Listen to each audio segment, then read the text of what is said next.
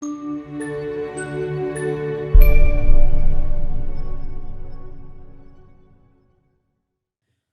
up, fam? Lou and Liz Velasquez here.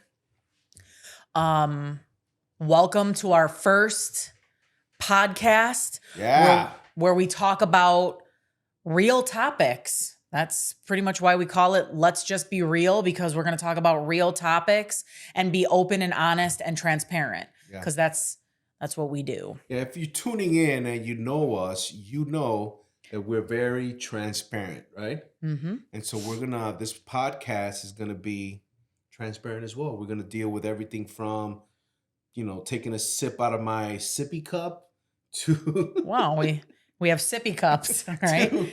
to the marriage bed, to communication. We're gonna touch on a lot of different topics. Again, my name is Lou Velasquez. This is my beautiful wife Liz, and in production, behind the scenes, making it all happen, we have my beautiful daughter, Our cutie patootie, Gianna Velasquez. Yeah. Okay. Do you guys want to give yourselves a little intro for people who haven't seen the interview or just don't know who you are and want, share a little bit? Sure. Lou Velasquez. Right. Born and raised in Chicago, Illinois, Humboldt Park. Very proud member of New Life Covenant Church. Obviously, it has absolutely changed our lives, and so we spend most of our evenings at church. So we're one of those families, right? It's like where they're at, it's okay. If they're not home, you can find them at church, 3400 West Division, right? So that's who we are now. Who we were, I can I can talk through my testimony really quickly, right? I'm twice orphaned, twice homeless, Right. ex-drug dealer, ex-gang member, saved by Jesus Christ, and here I am, all these years later, with a beautiful wife, a beautiful daughter, blessed beyond measure. So that's And a beautiful son. and a handsome son. Yes, he's very handsome. My first shot at unconditional love was when my son was born. Right. Up until that point, there was conditions behind love until that, and then now with Jesus in my life and this beautiful woman, sky's the limit. My turn. Yep, your turn. Well, actually, no, I'm just kidding. Go ahead. Just kidding.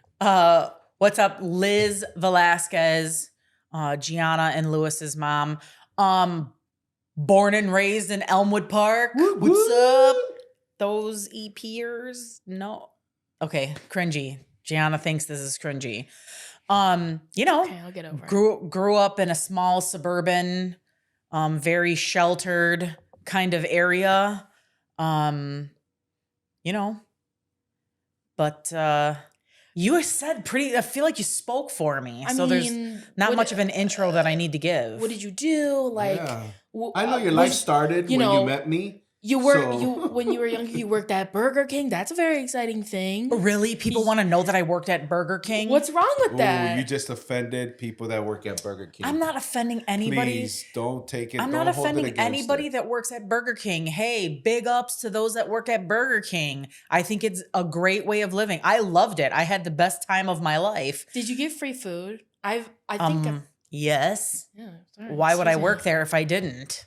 That's a good. Did you shove nuggets in your mouth when you were in the back instead of paying for them? Like, hey, I gotta go to the bathroom, grab a couple nuggets and. No. I would have. Listen. When I worked there, they were good to their people. We were able to pick whatever it was that we wanted, go on break, eat. Did not like the shake machine because it never worked. So it's the same as McDonald's. Sorry. Should we be doing that? Oh, that's true. Maybe don't. Let's stop. Yeah, let's move on to the next topic. Censor. Anyway. Okay. So, what's what's Created to Love all about? Yeah. What's happening? Well, we're going to get together here on a regular basis. I know I'm going to be doing Man Monday, right? Yeah. And I'll be getting with the ladies for Wisdom Wednesdays. Wisdom Wednesdays. Mhm. That was Men, if you're smart, you would pop in on Wednesdays, so you can get some wisdom as well. We're gonna do a lot of things on here. We Yeah. have a lot of corny kind of taglines to some of the things that we're gonna do, but really we just want to bring you into our world as we kind of get into yours in terms of married couples, engaged couples, dating. We'll talk on topics of dating. So I'm really excited to start getting Yeah. into this long awaited process of podcasts. The podcasts specifically are going to be on Thursdays. Yes. They will only be happening on Thursdays, so it's Got it. kind of right there. Make Got sure it. to tune in on Thursdays. Thursdays. Yeah. And so I think we should talk at least a little bit of how we got here, right?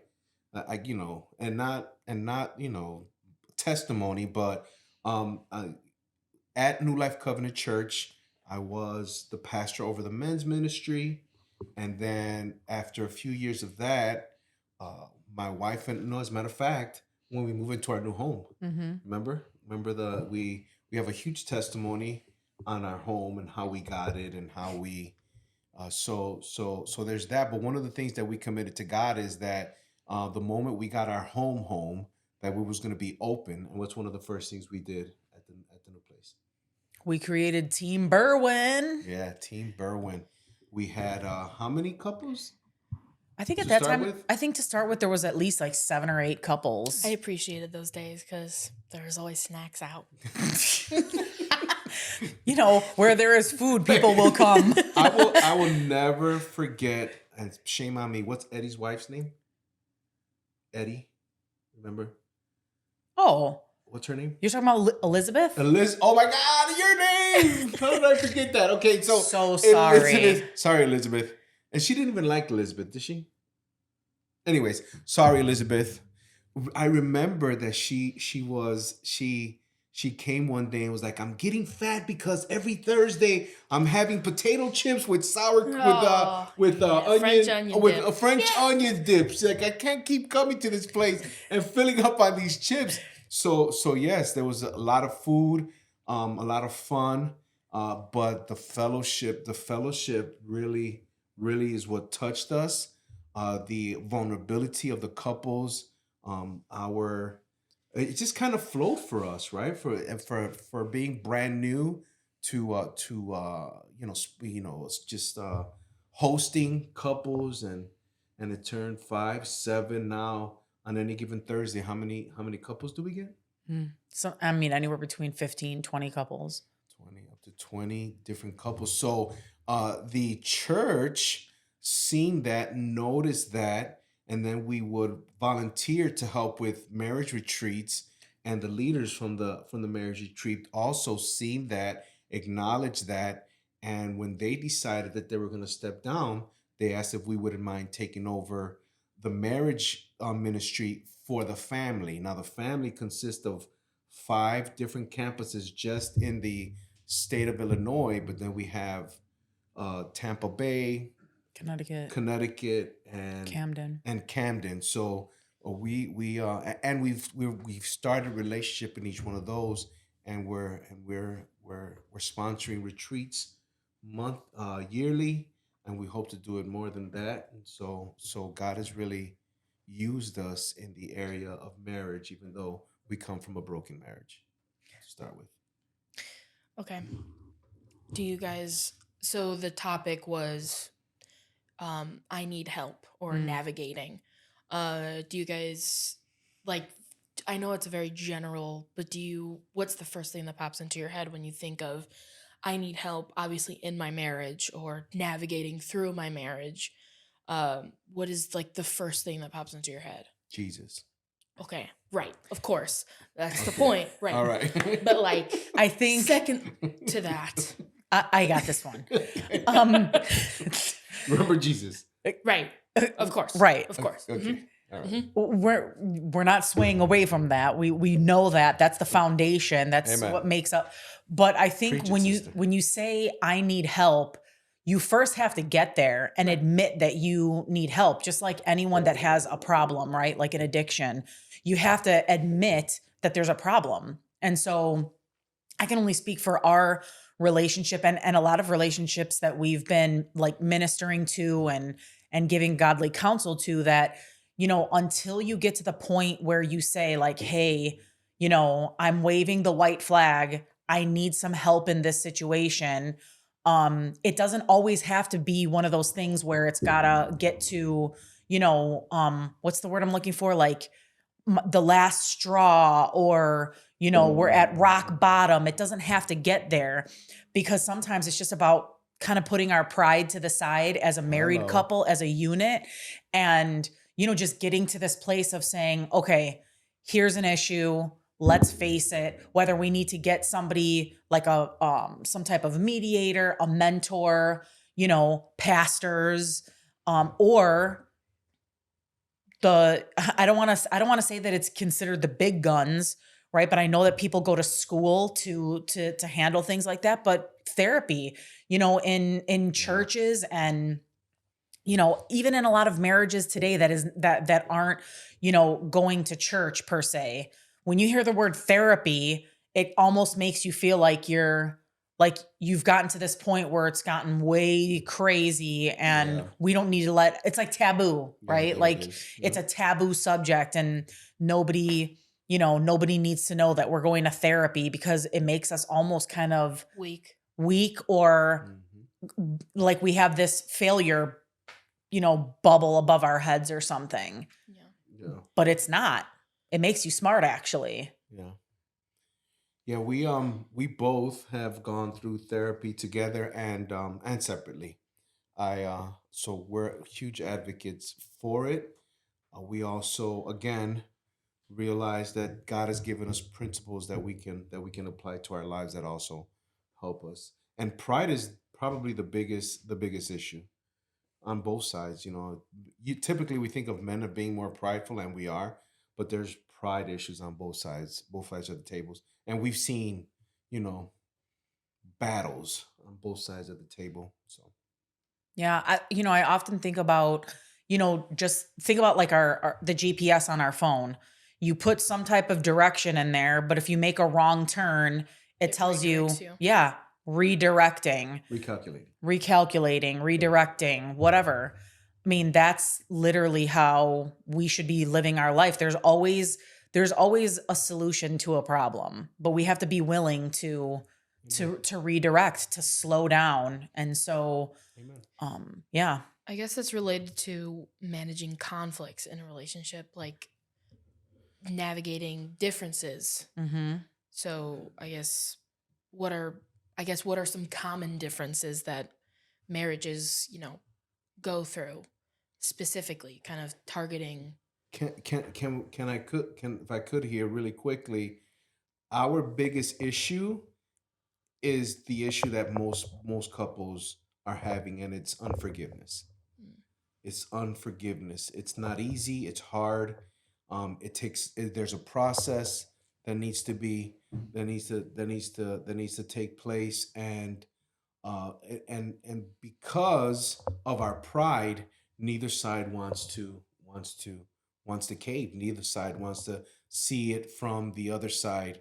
And it's interesting because at my place of work, right, I support call centers, and the biggest problem in the call center is empathy.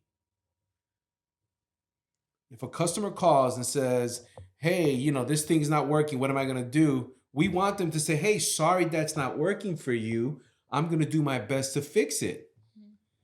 And that is so difficult for human beings, even when they're getting paid. So if you can imagine, so if you could imagine, um, and now in this situation where you were hurt, and I say, hey, look, you hurt me, right? And I don't get empathy on the other side. It just really becomes this snowball, which is really ugly. And I see you make a face, Velasquez. Why did you make that face? Well, because I mean, it's and you're probably going to roll your eyes to this too, but it's easier said than done, because you're not in a work setting and you're not getting paid and nobody's listening to you to make sure that you are showing empathy to a customer. But in this case, I believe that when it comes to that specific topic, when it comes to that specific topic, like that's a learned behavior. That's something that you have to learn how to do. I think it's more of a survival instinct than a learned behavior. I think it's more of a survival instinct. You mean learn how to forgive or learn how to? Well, there are people that have to learn what that looks like. Like, not everybody is going to know that if you hurt me, I need to then acknowledge that hurt because, But I don't acknowledge it because if I acknowledge it and I forgive you, you may do it again. Right? True. That's the thought process behind it. Or you step on my toe and you say, excuse me. I'm like, oh, it's okay, no problem. And then you do it again. It's like, okay, now, right? And so it is tough. It is challenging. But again, what we started with, right? The answer is Jesus. He came to this earth so that he could empower us to forgive those that are that raise up against us. So anyway, Would we like to move on to a little lightheartedness or? nope. I want to stay right here. Okay. Of course I'm he just does. kidding. Just kidding. Okay, so I guess, do you want to explain what Petty Thursday is for people? Oh, We're gosh. doing that, are we? Yeah. Actually, I take no credit for that, really. This happened back in Team Berwyn days. And it all started. Do we have any Team Berwyn people out there? No?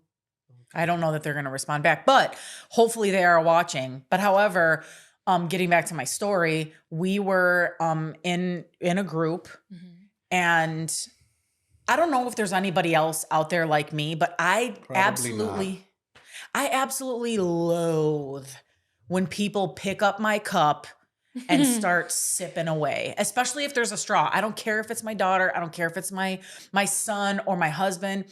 Don't pick up my cup I and feel drink like you it. should have started with your husband because that doesn't make sense. Like, I mean, that does make sense if he's drinking out of your cup. Never mind. Doesn't matter what I'm saying. I don't even know what I'm saying. It's okay. I think I get what you're trying to say. Like, Right. it doesn't make sense for me to say that I don't like him drinking out of my cup Yes. because we kiss, and I get all that. Oh yeah. You definitely share saliva there. So I mean, Exactly. Give me But some saliva right now. no, Okay. I get all that, but this is my cup. And what's the difference? I though? don't know. It's So been then something- why is that? Because This it's is been why it's called Petty Thursday, because that's a petty thing to be upset about. Petty. it's a petty thing, but it's it's something that really Take it bothers to the altar, me. Velasquez. Take it to the altar. Okay. Take it to the altar. I'm gonna take it to the altar. Do you, before I start saying some of these, do you got, obviously toilet paper? Yes. So yeah, In or out? let's just put it out there. Yeah. Over or under? Right. Over or under? I'm an over. Yeah, I think somebody put a beards, yes, mullets, no. Right. There you go. That's what I am. And you're an I don't care. okay. Right. Over, Me under, neither. who cares? So maybe it's just a So then just do over then. right. I literally don't look at the toilet Conform. paper. I just put it on Conform. and ignore it. yeah, I just put it on there. And then 5 minutes later, it's all on the floor, and we're trying to figure out, well, how did it get on the floor? Oh yeah, because that's what I'm looking at. Like, oh my gosh, the toilet paper's on the floor. Like, what are we gonna do? Says the woman that she is the most neatest person on the planet. But anyways, Okay. yeah. And then yours, mommy, because I know you have one that you want to share. Are you talking about the him thing? The him thing. The Yes. him thing. You have a couple of the him things though. Who, her, right? No, you. Do I? Yeah. Well, no, she had them about you. Wow. Thank you. That's Welcome. that's so cool. Do you want to explain? Okay, we live in a city where we go through 4 seasons. if it was summertime or a nice day, it would be great. But when it's wintertime, I think that it is common courtesy that if you see somebody walking ahead of you to try to get to the car and you have the clicky thing in your hand, you just clink, clink, and let me in the door. No, he has to walk and, He does this. yeah, he does this like he doesn't even have like my husband does not have a brisk walk. Like it doesn't matter if there's a tornado. He's still going to walk at his own pace. And so he'll just walk at his own pace. And it's like he has to put his little finger on the door to unlock it. Like it's just, like, I don't know, Harry Potter moment where we have to just unlock the door. Like he enjoys. I don't know that it has anything to do with you taking it out of your pocket. Is that just like an extra step that you just don't feel necessary? Or because we have the luxury of touching the door handle? But I'm thinking it is a Arctic blast.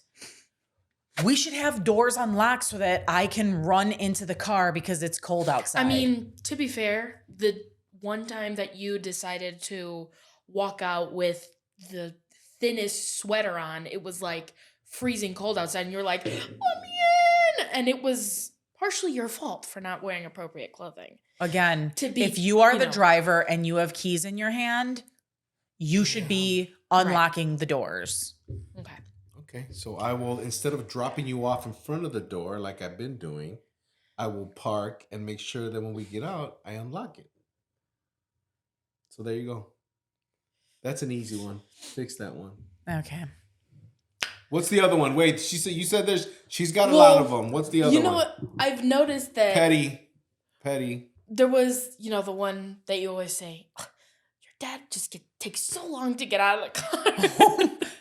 Babe. We were in the gym. We were in the gym on the treadmill already. And you're still, it's like he's got to bring his whole life with him. You know what? Backpack. We get it. You're a gym rat. It's okay. All right.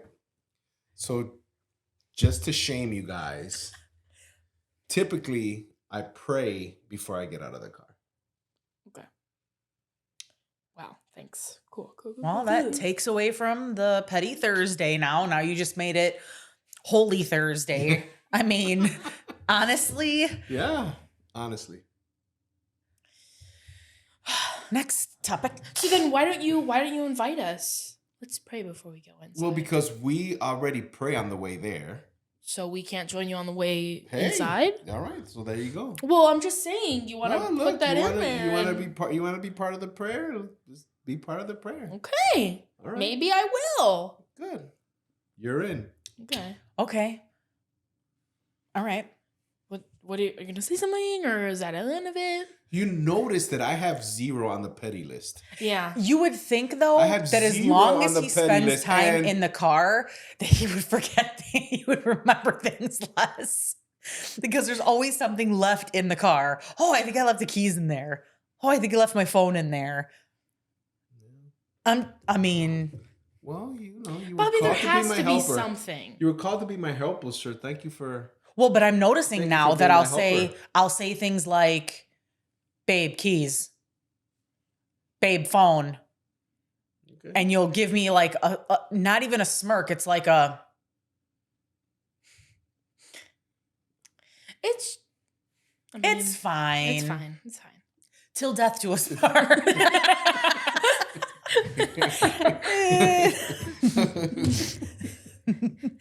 All right.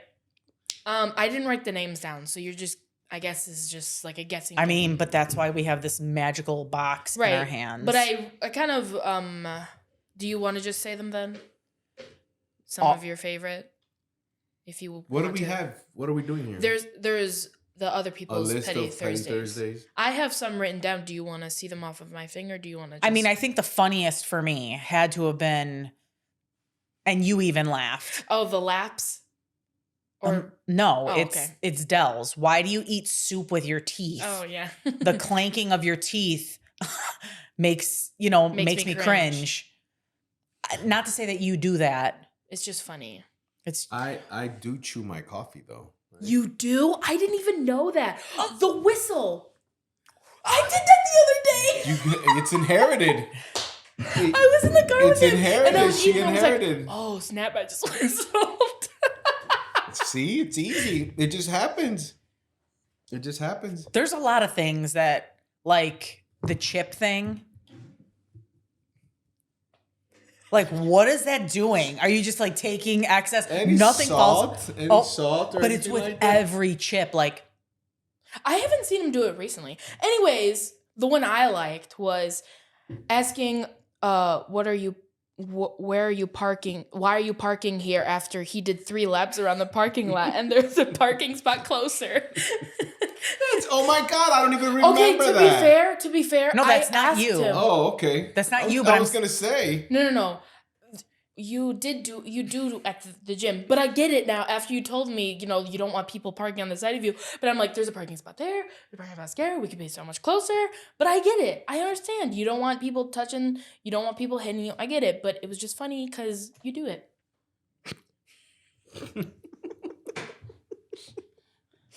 Melanie says, how about when you have the sudden urge to shave right after I clean the sink?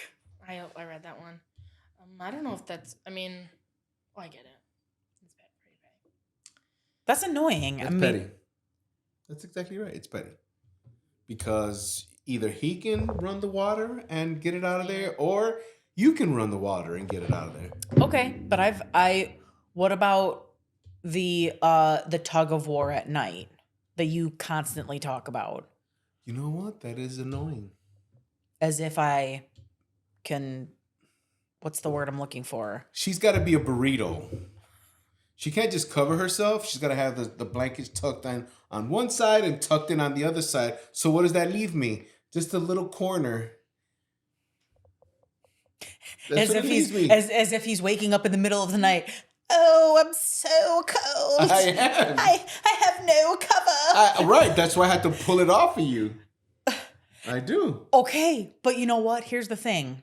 You drinking out of my cup, I can see it and I can see it happening, right? Mm-hmm. And it could be avoidable, right? Just by you not touching my cup. However, when it comes to be a burrito? Why do you have to have your one sheet and tucked on both sides of you? You have them tucked on both sides like yes. a little Victorian boy? She's swaddling. Is that what that's called?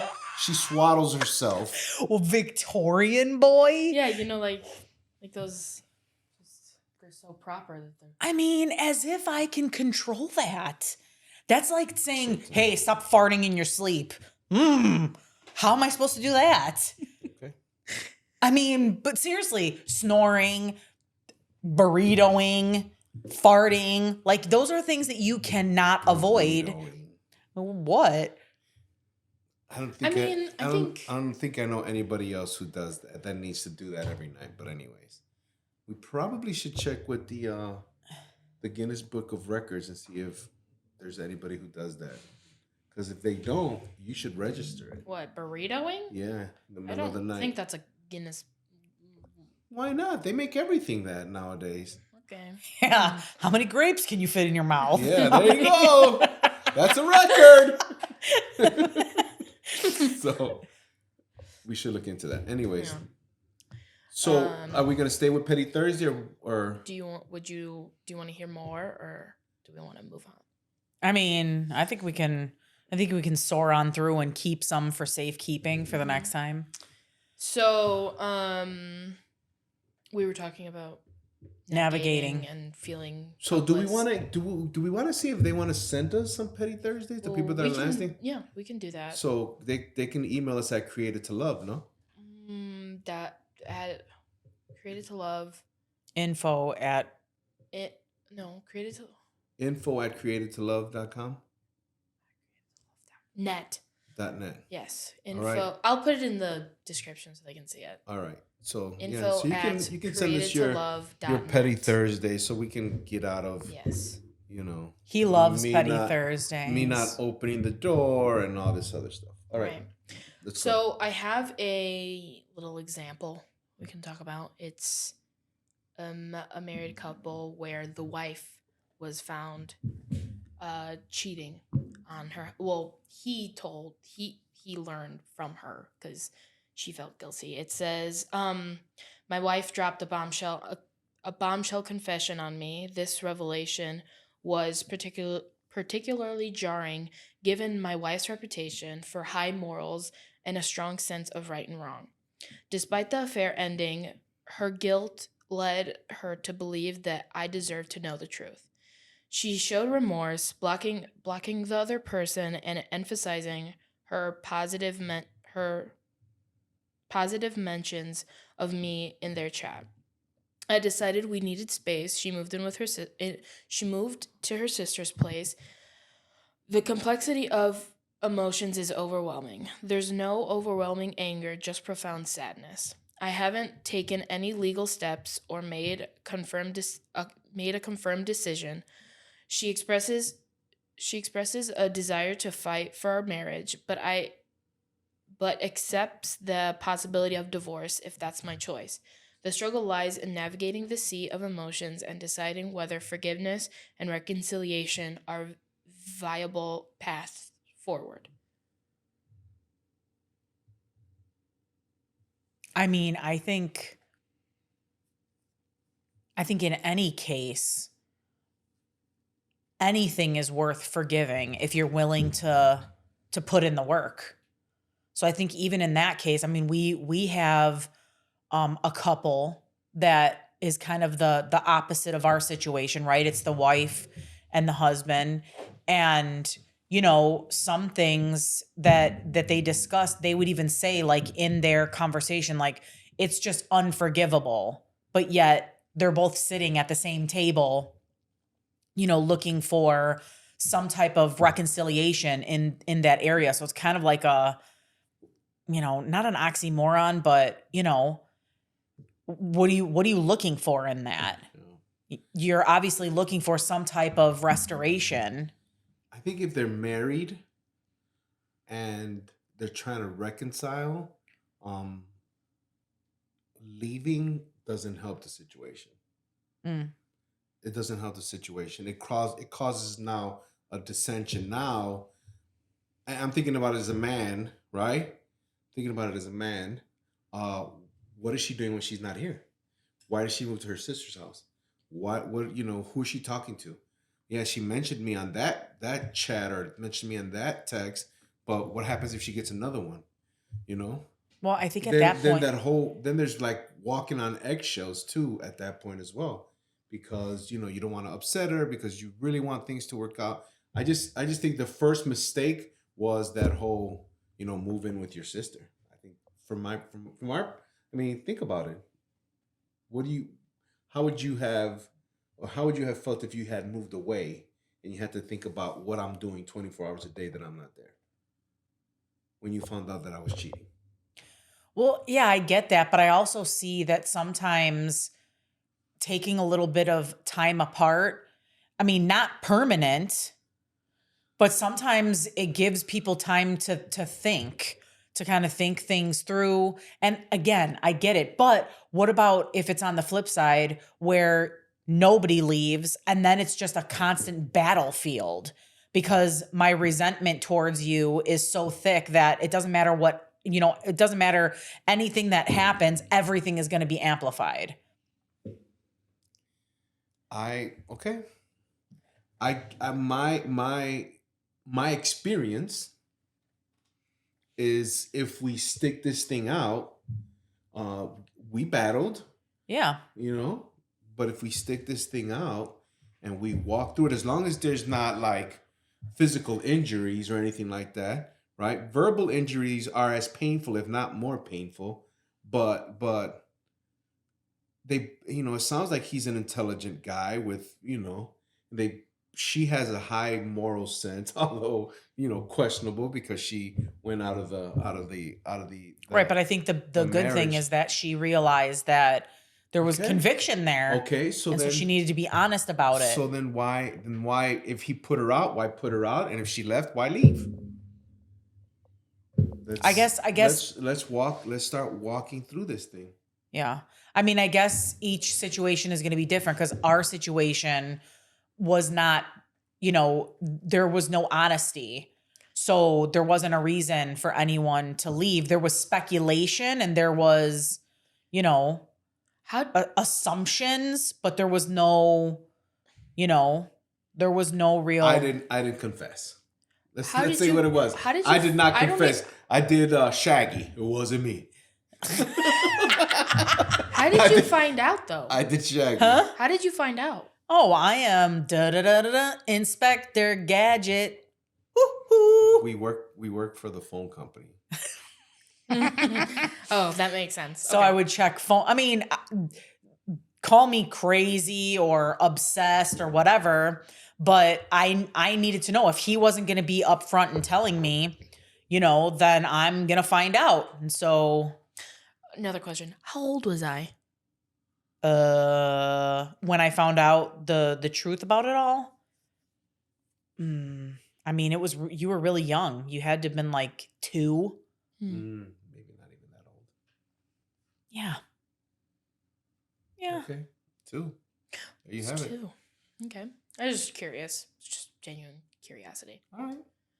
Anyways, Yeah. continue. But I think, again, getting back to this situation, I think sometimes there's nothing wrong with taking some space, taking some time to think. Now, I'm not saying, obviously, in our case, that didn't happen, but I'm saying that there may be some cases where taking some space might be a good thing. Yeah. All feelings Absence are makes the valid. heart grow fonder. Yeah, I get it, but I also, cognitive therapy, right? My mind now begins to create a whole different reality, but maybe that's just me. Well, Anyway. and I think that's just human nature. Okay. Yeah. Exactly. Right. Exactly. It's human nature for your thoughts to go in Right. every direction. If But you're asleep in the next room, it's different than you're asleep at your sister's house. true. My mind goes a totally different place, but again, that's just me. Well, then I guess at that point we have to get to an even playing ground where we get to a place of trust. Right? Yeah. We have to be able to trust Yeah. that. So aside from that, because we've spent a lot of time in the separation piece, we believe that there needs to be some godly intervention. Yeah. Of course. One of the first things that we ask couples is, are you praying together? And I would have to say, and I'm not exaggerating, 99.9% of the times the answer is No. no. Well, I pray on my own. Yeah, and I pray for him a lot. But together, you don't pray together. And the Bible is clear. Where 2 or more are gathered, I am in the midst. I am in the midst, right? Again, another situation where you have to put the pride to the side and realize that you need help. And that's the first one, because typically when you pray, And then is You're inviting God into it. exposing the issues to people that are going to give you solid counsel, not, girl, you gotta leave him, or dude, you know what's her name was looking at you the other day, right? You want to stay away from those type of people and find people that are going to, that believe in the marriage bond, and believe that that God put your marriage together. And well, and honestly, now that I'm thinking about it, I think that's the main reason why I didn't leave, was because I didn't want other people to know what was going on in our relationship. So I don't remember if you guys said this, but wasn't it also because, no, never mind. That's a different thing. Well, What? because your parents, Noni and Papa, even with their, I don't really know their issues, but they never got divorced. Right. And Hispanic households, Hispanic households, you can let me caution you, daughter. My household, Your we're household. good if you talk about my household. Okay. Specifically, yeah, we were common law marriage, right? Right. We lived together, and that's my old lady. No matter what, even if we never, got a ring on it or didn't go to court, or a church, much less. So that is true.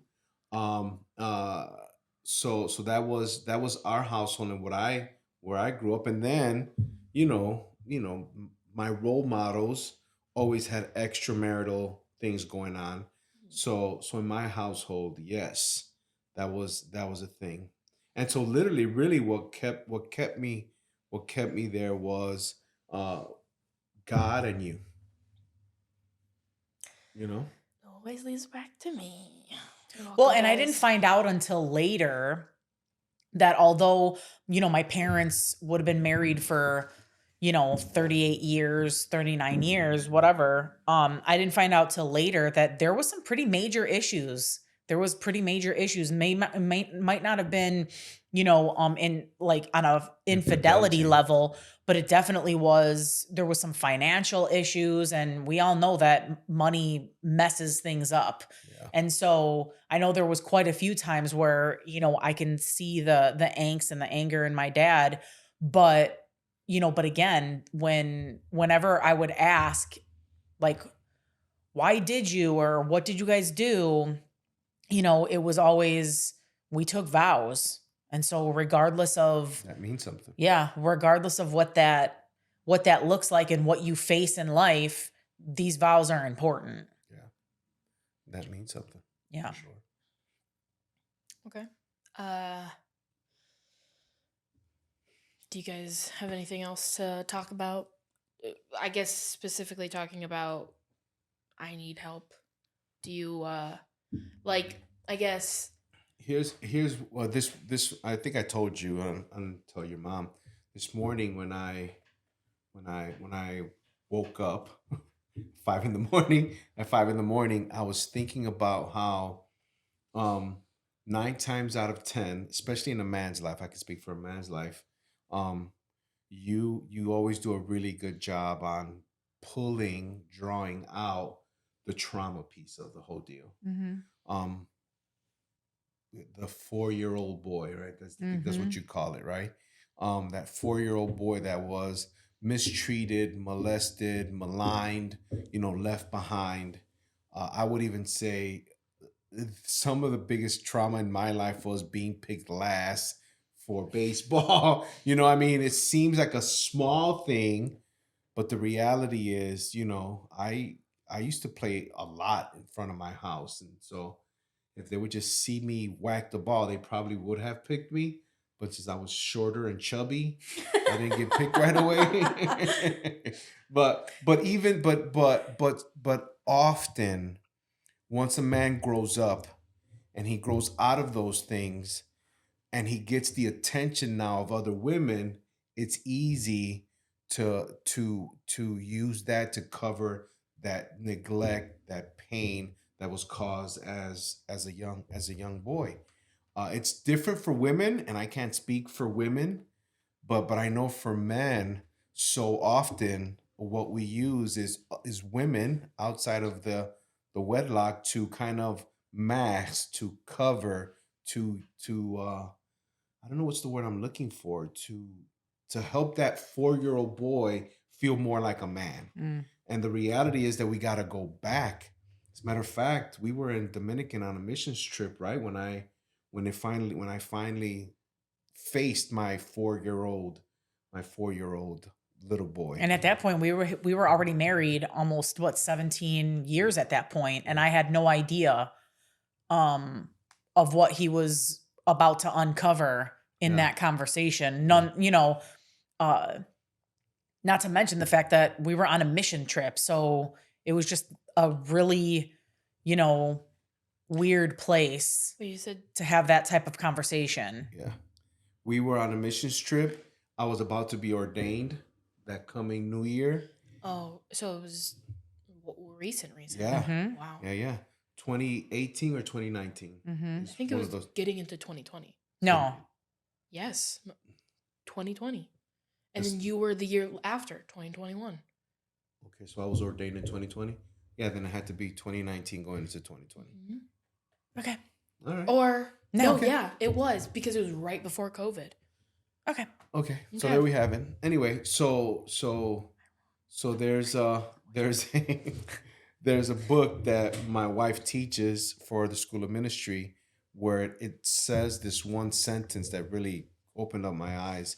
So often we think that what we need to do is clean up our mess before we invite Jesus into our lives, right? And so in the book it says that maybe what God wants is not that we would Be fix fixed. anything in Mhm. our lives, but that we would live our lives without anything hidden. Hidden. And so, men, if you're living with something hidden in your life, it's time to expose that thing so that you can move forward in all that God has for your life. That day, I mean, it was a super spiritual evening, right? And Mhm. I know we were on a mission trip, so it was super spiritual already, but it just took that evening to a whole nother level. So that 4-year-old boy needs to be addressed. And that 4-year-old girl too, right? Because it happens to both men and women, little girls and little boys. And so we need to make sure that we deal with that, which is why we give godly counsel. I do cognitive behavioral coaching, but we have people that will come alongside of you and professional people Mhm. that can help you get in there and find some of those things that you didn't even know were impacting you the way it is. Yeah. I guess I do have one question that I was thinking about since we started talking at the beginning was coming to awareness of like I need help based off of trauma reasons. Some people can't even admit that Right. even though they do need help. So, I guess my question is like how do you in those issues, how do you come to terms with like I need help? Like being aware and like you can be unaware that you need help when you need help. You know what I mean? Does that make sense? Yeah, I mean, I think when you get to a point where it's kind of like one of those things where, if you're hearing the same thing from different Mhm. people, you know, Mhm. you have to kind of have some self-awareness like, Looks like a duck, quacks like a duck, must be a duck. must be a duck. So, and again, not everybody, like you were saying, like not everybody's self-aware of that, but it takes honest people to say, "Hey, look, clearly there's something there." Like, I'll give an example. For a lot of years or my whole life, I had people always telling me, you know, that you're an unapproachable person. Like, I can't approach you and I can't, because of the looks on my Yeah. face. Yeah, like Your wife is mean or yeah. whatever. No, it starts with, I was afraid to approach your wife, I got that a but lot she's too. so nice. Yeah. Once I got to know, I was like, yeah, she is. She's really nice. And she's a very loyal, honest friend too. So, but at But first, that's the issue. It's like, there's an obvious outer thing that people can see in the physical, but it's not what's going on the inside. And so the idea of that is, if somebody keeps telling me that my face is a certain way, then I've got to say, okay, well, fix your face. yeah, I probably need to fix my face. And I'm aware of that now. Like, I'm conscious of that now. And so when it comes to situations, when it comes to your marriage, we have to evolve as a couple. And so if we notice and we're coming to this marriage with baggage, or all of us are onions, there's gonna have to be things that we're gonna have to peel back in order to make a better unit. Like, it just it will naturally happen that way, but we both have to be on the same page of moving forward and realizing that we are imperfect people, Yeah. right? We're imperfect people, but there's a way of us being of us, fusing together and being great. Another thing I remember of in on this exact point is, and you mentioned the kind of at our table when we minister to people, there's always a line in the sand, right? Yeah. Like, okay, so we know where we were at before we walked through those doors and sat down at this table. We are now here. So the point is, let us not regress. Let's not go backwards. Let's make a line in the sand and let's move forward. And what does that look like?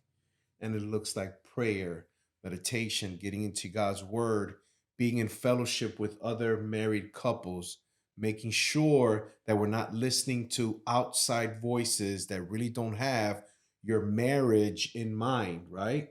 And so that's kind of like what, if you need help, um again, find someone that you can trust, or find someone that other people can trust, because that's how they get to us. Right? And I think almost, it starts. it's almost like, yeah, you worked with this couple, so can you talk to us now? Yeah, and really, you can talk about drawing a line in the sand, but what goes hand in hand with that is you have to be willing. Yeah. There has to be some willingness in Yeah. in doing that, right? For sure. In taking that first step into the newness. Yep. All right. Do we want to wrap it up? Yeah. Do you guys have any final thoughts that you want to spew out there? Either we can just end it, or do you guys have anything to add to all of this? You ready to end yeah, it? yeah. Okay. I say be on the lookout for Created to Love. Mhm. It's going to be an online community as well as an in-person community. We're going to offer life coaching. Courses. We're going to offer courses that will be available to deal with everything from infidelity to blended marriage, because we're also a blended family. So everything that God has moved, fixed, changed, or shifted in our lives, we're putting it out there to help others track their own road. We're not asking you to be us, but we want you to live a life that's fulfilled, a life of, it's not perfect, but it's under a perfect God. So it really does it really does it really does work. It can work. You can live a life with your spouse and be happy. Yeah, I was And just be going to say happy. that, like,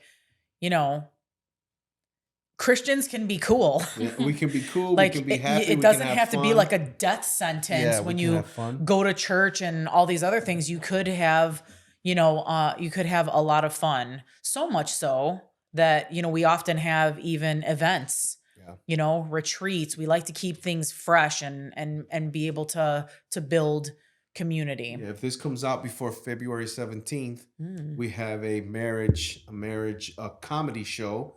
Elizalde Castro and his wife will be talking about the marriage vows. So Mhm. it's a comedy show about marriage vows. Wow, who'd have thunk it, right? Mhm. And it's for both married and engaged couples. Married and engaged So, couples. Yep. yeah. So come out. And so yeah, we also want to thank our brother Jason from Media Space Studios Yes. for providing us with the opportunity to use his space. Great host. We feel so professional. Amazing.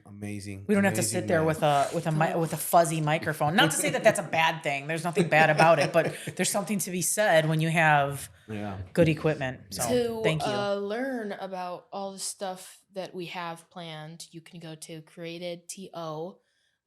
createdtoleadllc.com, or if you're watching, I'll have it in the description for you to click on and learn more about what they talked about, so that it's easy for listening and watching people. Yes. So Join our community. Also want to thank our beautiful daughter. She's actually the web designer and everything. So, drop your information if you need help with that.